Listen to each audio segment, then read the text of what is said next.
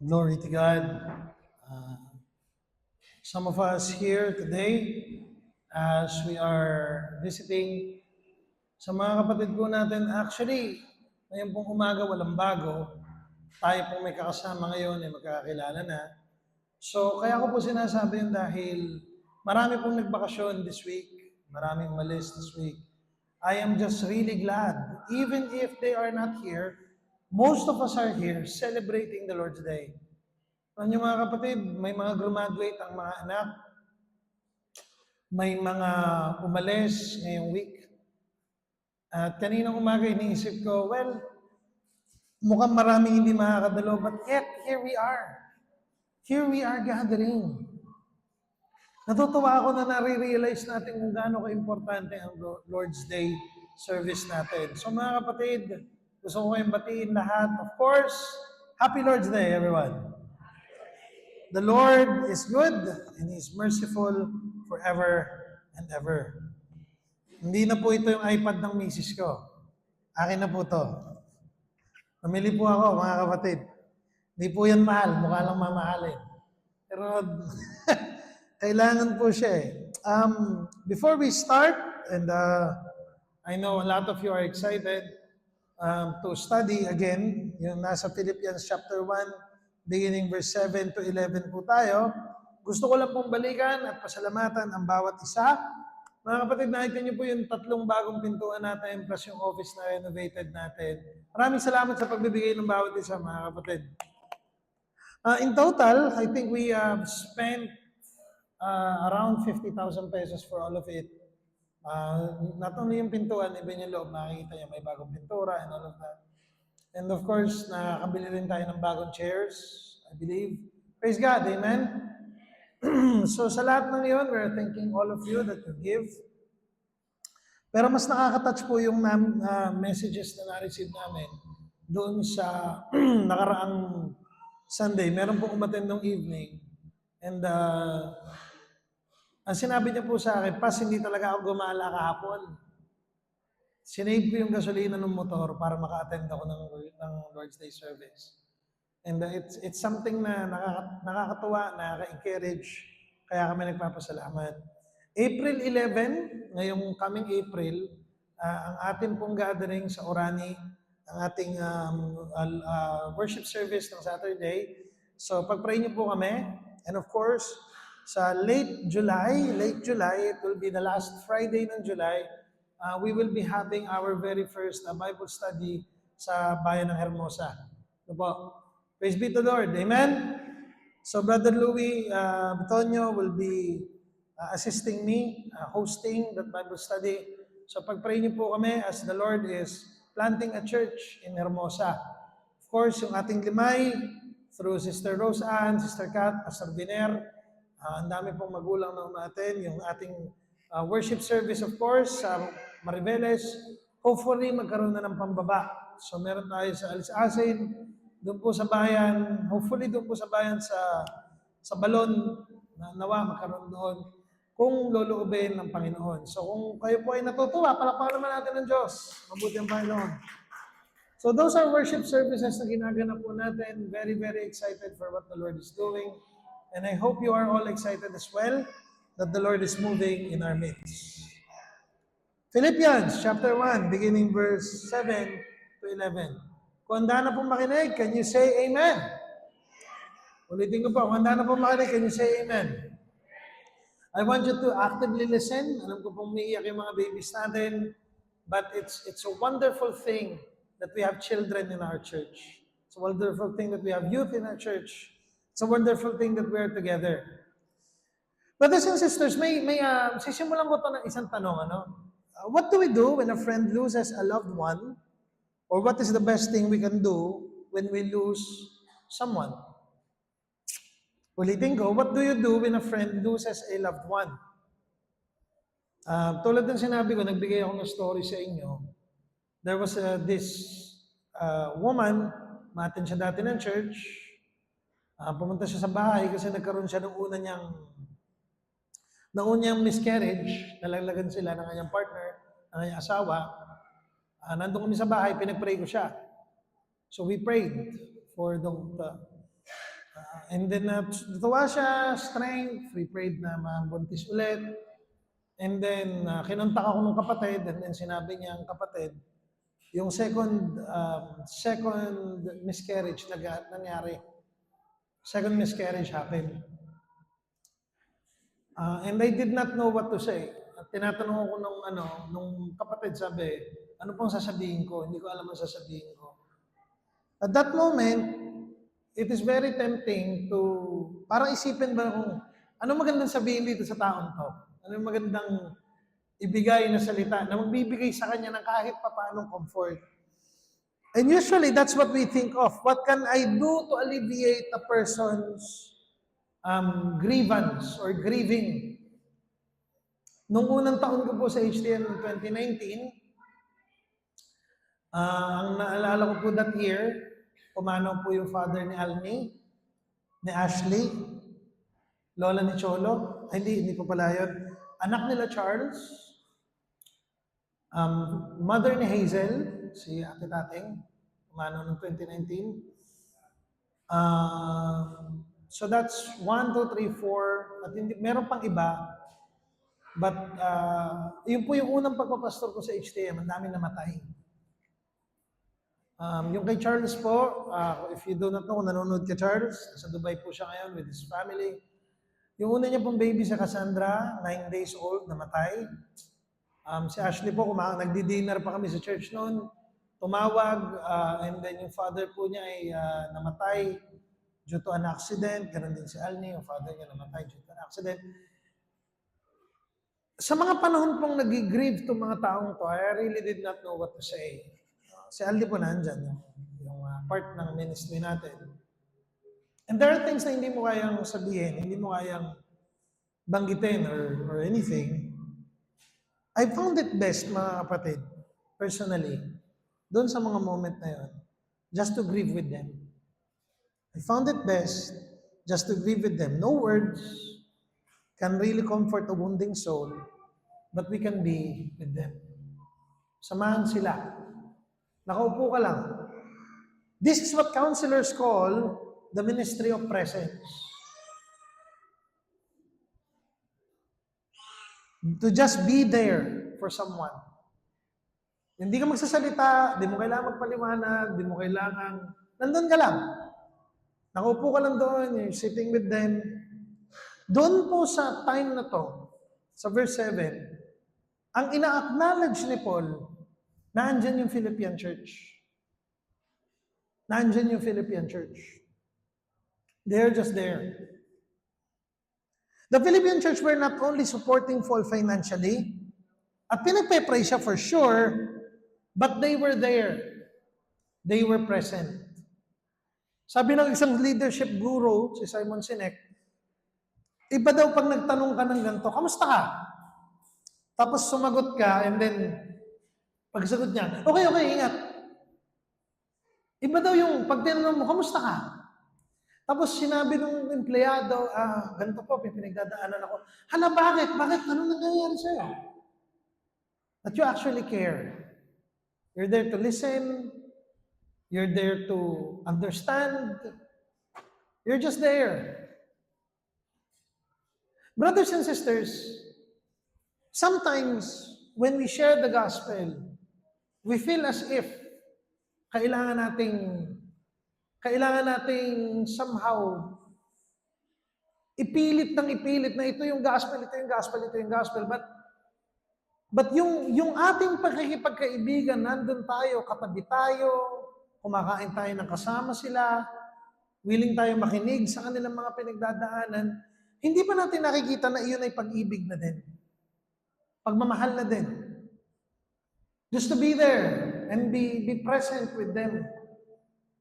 Ang tawag po dito ni Pastor Adam Ramsey ay faithfully present. You're there during this moment. Hindi na natin nagagawa yun. Minsan may kausap tayo, nagpo-phone tayo. I'm guilty of that as well. I'm using the phone while someone is talking. I'm guilty of that. Bakit tayo guilty? Kasi hindi naman talaga tayo fully present at nakikinig dun sa tao. The deepest affections dito sa Philippian church, the deepest affections and bond we can have with someone is when we go through trials and fire together and survive.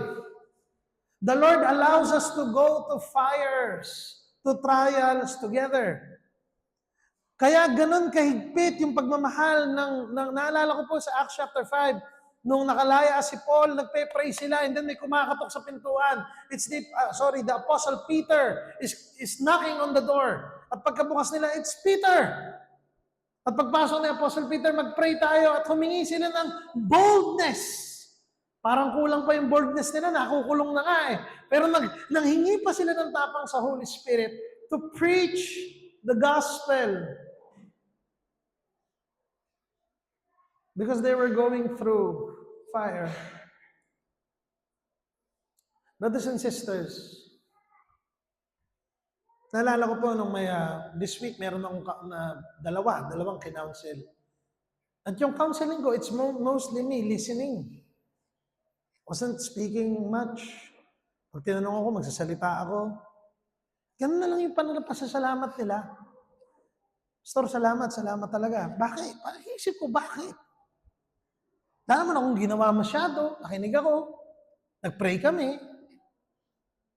Yun lang naman. Pero somehow, na nandun ka at nakikinig ka at meron kang pakialam at nandun ka, somehow that is a language na nandito kami for you.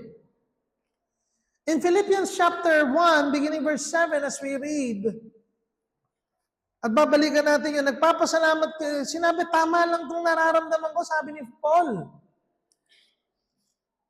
Verse 7, dulo na yan eh, verse 7. Salamat Hazel. I-check po ni Hazel yun nasa yan. Philippians chapter 1, beginning verse 7. So I turn my Bible there. Katatapos lang ni Paul banggitin doon sa 1 to 6. Yung kanyang affections for the church. And then, sinabi niya, it is right for me to feel this way. It's right for me to feel this way for you. About you all, because I hold you in my heart, for you are all partakers with me of grace, both in my imprisonment and in the defense, confirmation of the gospel. For God is my witness, how I yearn for you all with the affection of Christ Jesus. Partakers kayo ng gospel. Nandyan kayo, kasama ko kayo doon po sa aking imprisonment. Nandun kayo nung ako'y nakulong. Nandun kayo nung dinidefend ko yung gospel. Yung defense ni Paul ng gospel, doon sa Mars Hill na ganap, pinipreach niya yung gospel sa marami. Nandoon yung Philippian church. At nung nakakulong si Paul at tingin sa kanya convict, nandun din yung Philippian church. Yun yung sinasabi natin, trials by fire, na hindi lang sa maganda, present yung Philippian church at sinusuportahan si Paul. Sinusuportahan din nila si Paul kahit nung nakakulong siya. Not only in the easy times, but in the hard times as well. Mga kapatid, I appreciate your support when we are growing as a church at meron tayong bagong lugar. But I also appreciate your support pag hindi ko kayang tumayo dito dahil nahihiya ako sa sarili kong ginawa. Dahil nahihiya ako sa sarili kong kasalanan. I appreciate your prayers there. I appreciate your prayers when we are succeeding. But I also appreciate your prayers when we are failing. Brothers and sisters, we are in this boat together. Sa moments of crisis, let's pray for one another. Sa moment ng triumphs, let's pray for one another. Let us celebrate the wins. Let us grieve the losses. We are in this walk together. Magkakasama tayo mga kapatid for the glory of God. At hindi dahil tayo ay malalakas. We're in this walk together because Jesus Christ is good. He is righteous. He is kind. Oh, the power and the glory of God. Malakas makapangyarihan ng Diyos na kasama natin. At nakikita natin yun sa church. Merong affection si Pablo. Yung translation po doon is yung kalamnan, yung kaloob-looban, yung deep seat ng affection na meron si Paul para sa Philippian church. Kasama ko kayong dumaan sa apoy. Nandun kayo sa imprisonment ko, pero nandun din kayo sa defense ng gospel. Marami po kasi mga kapatid, kaibigan natin in the most satisfying way pag masaya. But we lose them when it is no longer beneficial for them. Maybe tayo yung kaibigan na yun. We lose interest pag wala na tayong benepisyo dun sa tao. And it is a dangerous thing when we talk about Christian fellowship. The Philippian church were together. They were supporting Paul sa mahirap, sa struggles, sa tagumpay, nandun sila. Kaya yung affections na lang ni Paul nag-grow. Mga kapatid, endurance in ministry means, and it looks like, yung makalagos ka ng apoy na magkasama. It does not mean, endurance in the ministry does not mean going through fire, being burnt, and dying there. Endurance in ministry means na hindi natin gagamitin yung ibang tao, sila yung shield natin sa apoy, and then bahala na kayo. Hindi. Dumadaan tayo sa apoy na magkasama, hindi kita isasakripisyo, hindi kita panangga. Tayong dalawa ay magkasama at dadaan tayo sa apoy, sa struggle sa buhay na ito, at tayo mag-struggle dahil mahal natin ang isa't isa, and we will go through fire together. It is the togetherness that we have. Kasi po madali yun eh. Tingnan po natin dito, no? For God is my witness. Tingnan niyo yung verse 8. For God is my witness how I yearn for you all with the affection of Christ Jesus. I yearn for you all. Brothers and sisters, look at this, mga kapatid. From this relationship, Paul shows a yearning or a missing of a church. Brothers and sisters, is there a yearning for our fellowship every Lord's Day? Is there a missing of the body? Is there affection for the church? Nag-uusap po kami ni Sir Leo nung Friday. Sabi ko sa kanya, nakakapagod, daming readings, daming ginagawa. O nga pa siya, sabi. Nabanggit ko lang bigla, pubuti na lang Lord's Day sa linggo, no? O nga. Puti na lang. Kasi I missed all of you. Ang sarap batiin ng isa't isa. Ang sarap tignan na, magkakasama tayo worshiping Christ together. We are celebrating not only what we feel, we are celebrating the day our Lord Jesus Christ has risen from the dead. Next Sunday, Resurrection Sunday. Mga kapatid, may deep-seated affections ba tayo kay Jesus? May deep-seated affections ba tayo with the local church, with the people that we worship with? May missing ba tayo sa puso natin? O kaya-kaya nating i-abandon ang Sunday? Kaya-kaya nating sabihin, huwag na tayo mag-church, okay na yan? O merong kawalan yung linggo pag hindi tayo nakapunta ng church? Sabi ni Paul dito, how I yearn for you. Is they are yearning sa buhay natin. Meron bang lungkot na nararamdaman? Malalim na lungkot, a deep-seated loneliness and yearning when we lose even just a single Sunday. Mga kapatid, by the grace of God, we are the people that will go to heaven together. Ang lungkot nito, mga kapatid, kapag napunta tayo sa isang lugar that we will not boast on the gospel and our desire for the church dwindles. How do you respond, mga kapatid? How would you respond? Tulad ni Pablo dito, tingnan natin. And it is my prayer that your love may abound more and more with knowledge and all discernment.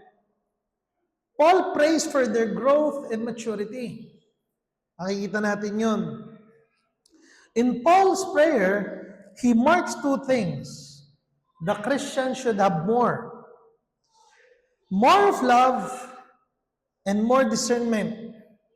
Ngayon, kung Christian ka, that's love as of Christ, tulad ng pagmamahal ni Kristo, and discernment from wisdom that comes from Christ. So yung pinagpe-pray ni Paul, pag-ibig, love in action, pero discernment din. Pag binasa niyo po yung verse 9, papunta ng verse 10, sinabi dito, so that you may approve. So that you may approve. Punta tayo ng verse 9. Ay, verse 10, so that you may approve what is excellent, and so be pure and blameless for the day of Christ.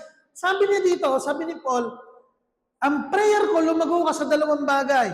Yung discernment mo at yung pag-ibig mo so that you may approve what is excellent. Yung approve, yung aprobahan, yung tatanggapin mo, meron kang discernment kung ang kasi ganito kung namamlastik ako dito, malalaman nyo.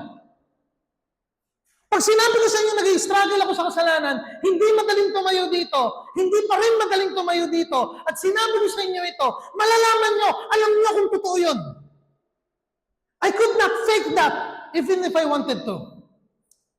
Pag sinabi ko sa inyo, tulad ng kinausap ko yung mga CG coordinators, I'm not leading this church out of I feel that I am the best. I am leading this church because kinausap ako ng leadership at sinabi nila, Pastor, gusto ko pa rin namin ikaw ang mag-lead.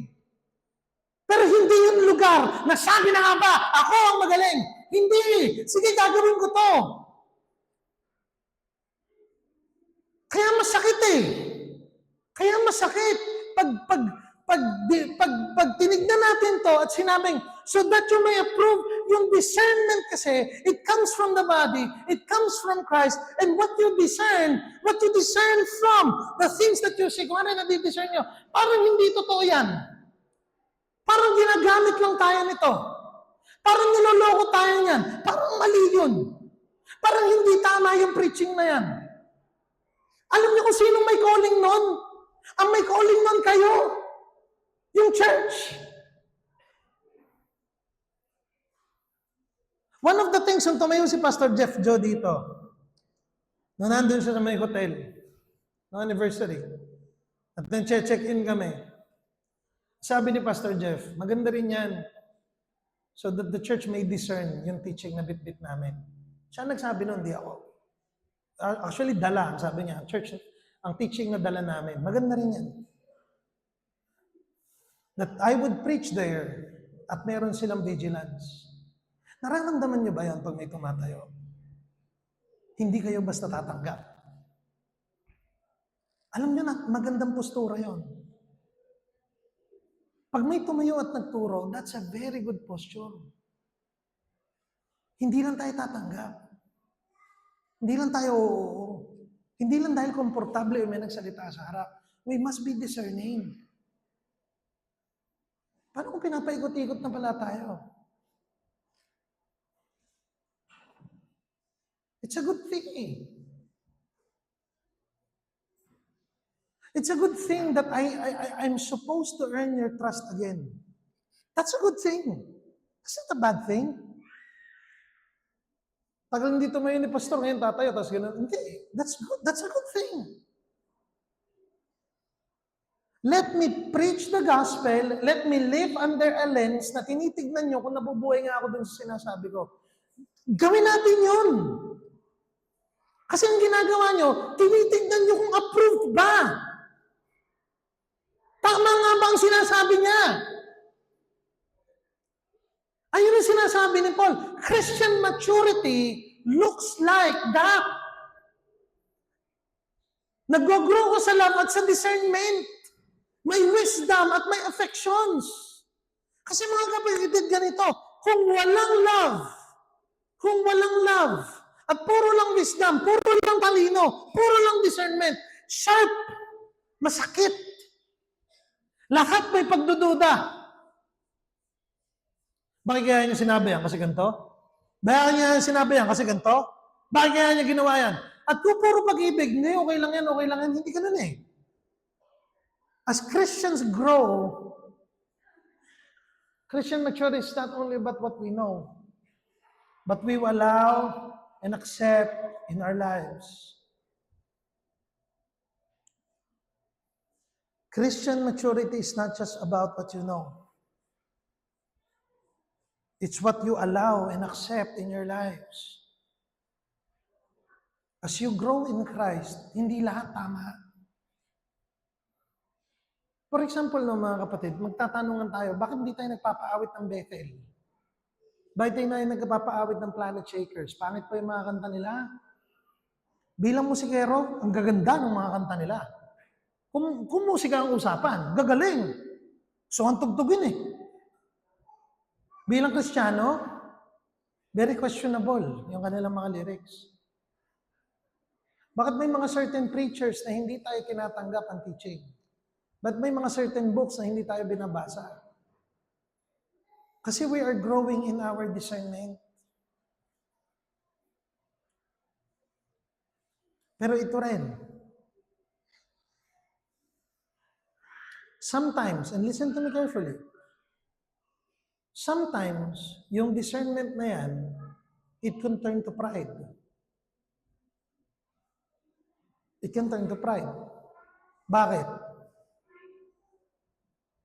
Minsan kung tama yung sinasabi, it's either a book, a preacher, tama ang sinasabi, ayaw mo yung nagsasalita, baka hindi mo tanggapin yung tama.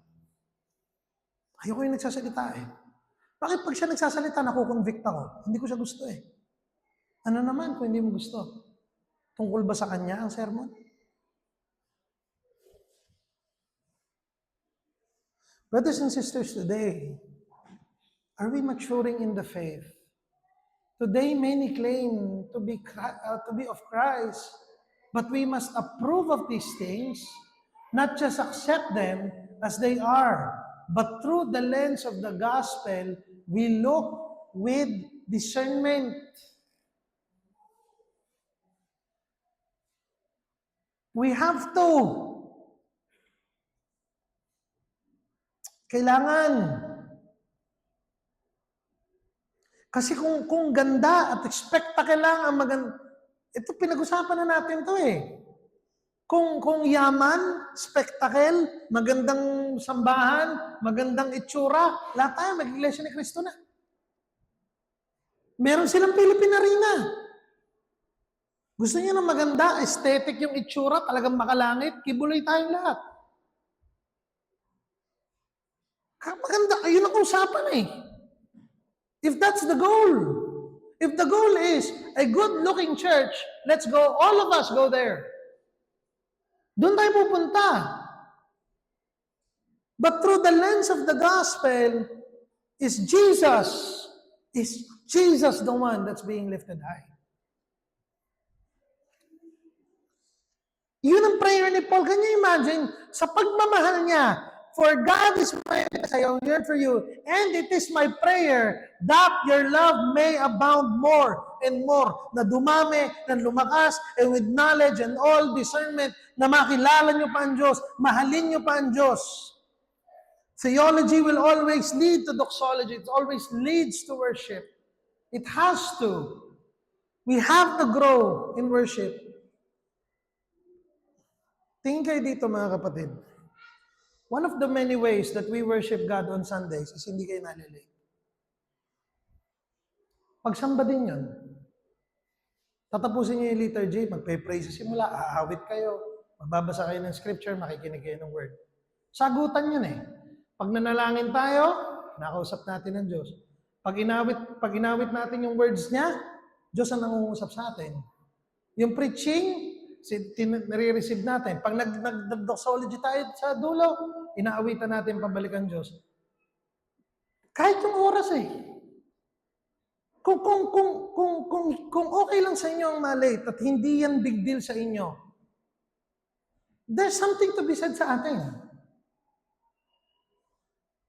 Kasi hindi natin at hindi ako magiging legalistic dito. Sinasabi ko lang sa inyo. The next thing, paano pa yung with all knowledge and discernment and love? How quickly do we leave? Do Do we seek to serve the people here? Nakakatulong ba tayo sa mga kapatid? Do we try to give back? Or do we just see the wrong? Okay lang, sige, malito. Ay, mali ang chords. Musikero ako, mali ang tinitipan niya. Okay, do you plan on serving? O kaya mo lang i-point out yung mali, pero wala ka namang planong tumulong. Kasi that's not loving. That's knowledge, but that's not love.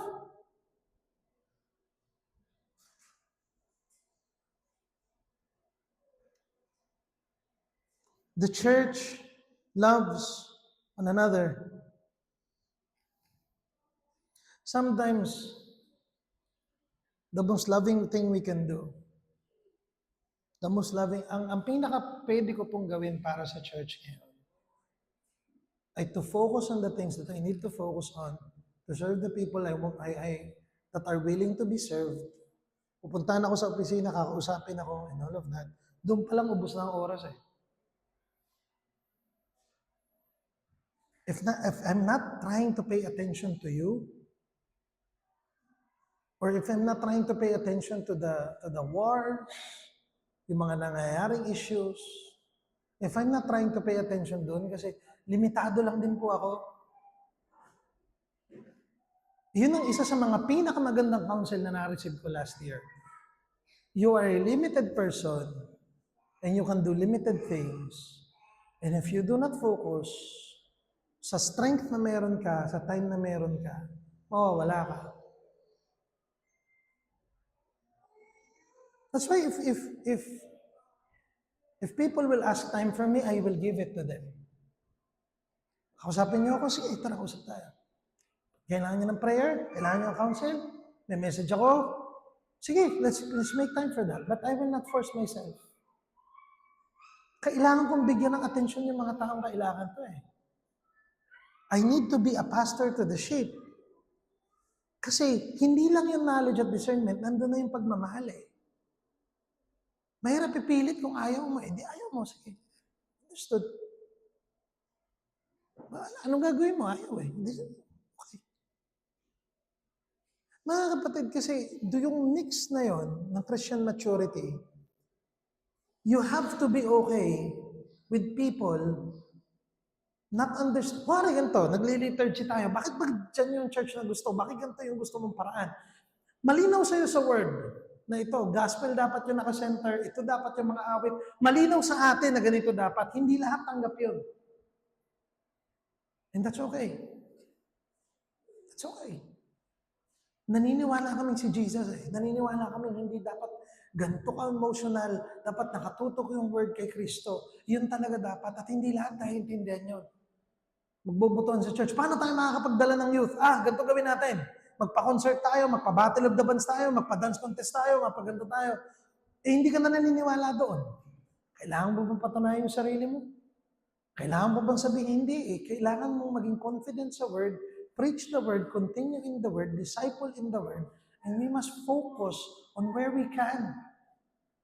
We must love the church, focus on the church, preach the gospel, move in what the Lord has given us, and move forward. Limited lang yung church, limited lang yung strength natin.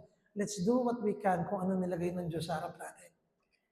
Kung binubuksan ng Diyos, open door, ito yung ministry na meron kayo. Tulad niyan, Hermosa by July, buksan natin. Let's do the best we can there.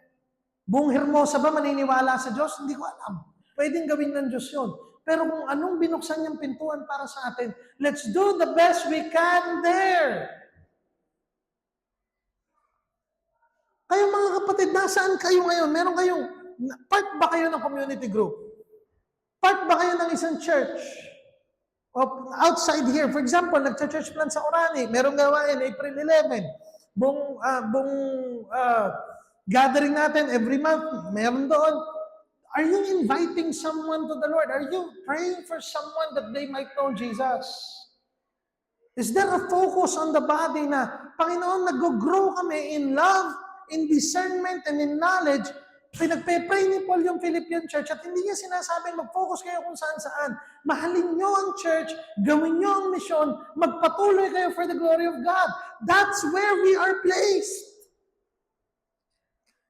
Ang tanong, nagpapatuloy ba tayo para sa pangalan ni Jesus? Yun ba ang dahilan kung bakit? Mga kapatid, Christian maturity is not only about, verse 12, the goal of is growth in Christ in verse 12.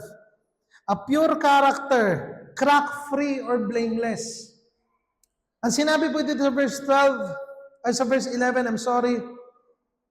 Sa verse 11, so that you may approve what is excellent and be pure and blameless for the day of Christ. Pure and blameless, ang ginamit na language ni Paul dito ay similar sa isang, ang ginagawa po ng mga vase maker noon, itataas nila yung pot, tatapat sa araw. Tapos, yung liwanag ng araw, magsisip through doon sa crack. Kaya alam nilang sira yung vase. Yan ang ginagawa nila. At ang sinasabi dito ni Paul, darating ang araw na pag inangat kayo doon at yung liwanag, you will be pure and blameless. Walang crack. At somehow, pag binasa natin ito, yung crack-free or blameless character, at iniisip natin yung pagiging blameless, to be blameless is to be sinless and to achieve that position is not to do more righteous deeds. Brothers and sisters, ang pinakamalungkot na posisyon sa pagiging Kristiyano ay ganito. Hindi ko naman ginagawa yun. Hindi ko naman ginawa yan. Hindi ko magagawa yan. Ang sukatan ng iyong kamanalan ay kung anong hindi mo gagawin. Ang sukatan ng iyong pagiging tapat kay Kristo ay kung anong hindi mo magagawa. Kapatid, kung yun ang sukatan mo, kawawa ka. Kasi hindi naman tungkol sa'yo, pero tungkol pa rin sa'yo. The Bible tells us that the goal of our growth is Christ. That our righteousness is not in what we do, but who we are in. To be in Christ is to be blameless and pure. Pag tinapat tayo sa arawan, kaya walang crack, hindi dahil tayo masunurin, pero dahil sumunod si Kristo para sa atin. Pag tinignan tayo ng Ama, hindi niya sasabihin na ikaw ay mabait dahil nakita ko, nag-pray ka ng madalas at umattend ka ng church madalas. Pag tinignan ka ng Diyos, doon, at tinapat ka sa araw, makikita niya, kaya ka walang crack dahil ang Diyos mismo, si Kristo mismo, pinatawad ka at hinugasan ka ng kanyang dugo. Ang ating dadalhin sa harap ng Ama ay hindi yung dami ng ating ibinigay sa simbahan, hindi yung attendance natin sa church, hindi yung dami ng ginawa nating tama. Sa harap ng Ama, ang ating bitbit ay ang katwiran ni Kristo. At yung iba sa atin, hindi pa naiintindihan yon kasi feeling natin tama tayo. Feeling natin, ang dami kong ginawang tama, Panginoon. Sa harapan mo, Panginoon, katanggap-tanggap ako, di ba? Matino ako, di ba? Mabait ako, di ba? At hindi iyon ang sukatan. To be blameless and pure for the day of Christ, filled with the fruit of righteousness that comes through Jesus Christ. Yun ang sinabi sa verse 11. Yun ang prayer ni Paul. Ng inyong katwiran. Isipin nyo dito niya sinimulan. Na ang katwiran at bitbit nyo ay dahil kayo ay na kay Kristo. With the fruit of righteousness that comes through Jesus. Ano yung purpose? Tingnan natin yung verse 11. Kung pwede. Filled with the fruit of righteousness that comes through Jesus Christ.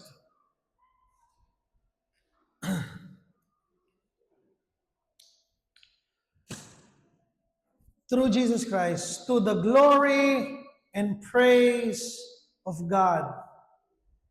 Why does God do everything?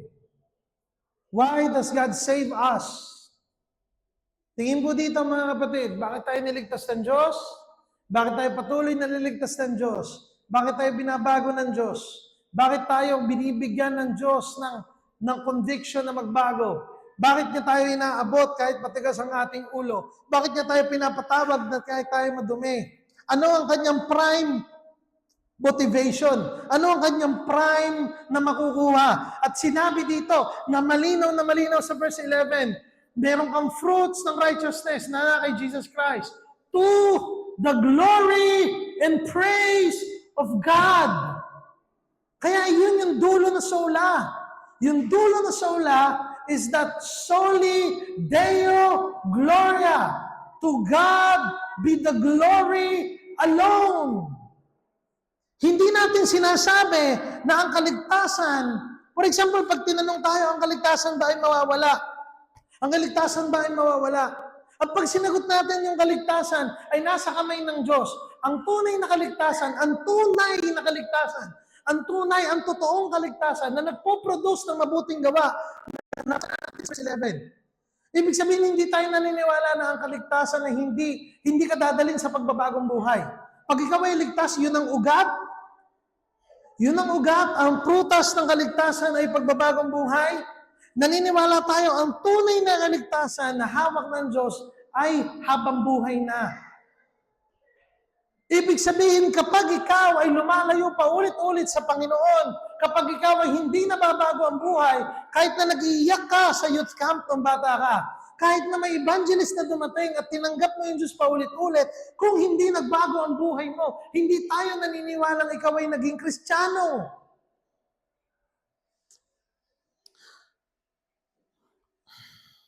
The fruit of our Christian life is not the root of our salvation. The fruit of our Christian life is not the root of our salvation. We have fruit because Christ is our root. Brothers and sisters, ang pagpanalo ng inyong kaluluwa patungo kay Jesus, kung malinaw sa inyo na ang kaligtasan ito, kaya ang sagot natin ganito, mawawala ba ang kaligtasan? At ang paniniwala natin ganito, hindi yan ang tanong namin eh. Ang tanong natin, simula pa lang ba, totoo na yan? Totoo ka bang naging Kristiyano? Kasi kung totoo kang Kristiyano, may desire ka para kay Kristo. Gusto mong magsisi. Gusto mong sumunod. Gusto mong lumayo sa mali. Gusto mong gawin ng tama. Mahirap ba? Nandun na tayo sa mahirap eh. Ang tanong, magsisisi ka ba? Meron bang ganon? Meron bang desire? Is there a desire for you? Binigay ko po itong story to last Sunday evening. Let me tell this story again. Mid ng around July, may anonymous messenger po na message na na-receive yung church. Noong time na yun, hindi ako tumatayo dito. At yung message na yun, parang kinikriticize niya yung leadership at parang pinupuri ako ng message. Di namin alam kung sino nag-message. Di namin alam. And then, late November, nalaman namin kung sino. Late November, October, something like that. Nung kinakausap ko siya, yung nag-message, I looked that person in the eye. Biglang lumabas to sa akin. Kasi pinupuri ako eh. Kinikriticize yung leadership. Ang sinabi ko, hindi mo ba alam na pag-iisipan ako? Biglang lumabas sa akin yun. Tingnan niyo ako. Bakit naging tungkol sa akin? Di naman tungkol sa akin yun. In the sense na, nagkasala na, proven na siya na yun, ayoko naman na siya. Pero bakit ganun ako magsalita? Bakit ang lumalabas? Yung reputasyon ko ang nakataya, hindi naman. Hindi naman talaga. Kung totoo naman ang sinasabi ko, by time, patutunayan naman ng Diyos na totoo yun eh. I don't have to do anything. Pero bakit ganun ako magsalita? Alam niyo kung bakit, mga kapatid? Yung righteousness ko, nakatali sa ginagawa ko. Kaya galit na galit eh.